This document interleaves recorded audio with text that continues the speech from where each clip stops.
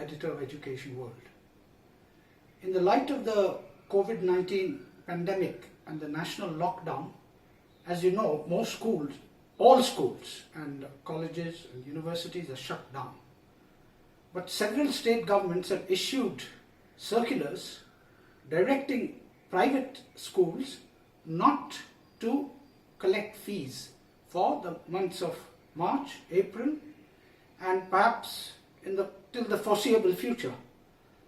I believe this is a very wrong and ill-advised circular. It's a knee-jerk reaction. It hasn't been thought through carefully, and it needs to be withdrawn. The country's 375 private unaided schools and 400,000 budget schools school about almost 50% of all school-going children in the country. They have been built up over the years, perhaps centuries, into institutions, self-sustaining institutions, and they incur a lot of expense in terms of overheads, teachers' salaries, and if they are not allowed to collect fees, their financial futures will be jeopardized.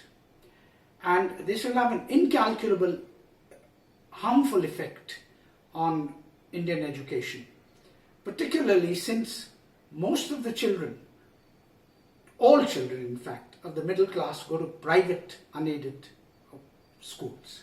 And you must also bear in mind that the private budget schools school lower middle class and low income households, children from low income and lower middle class households. So if their schooling is interrupted and if their teachers' salaries are not paid,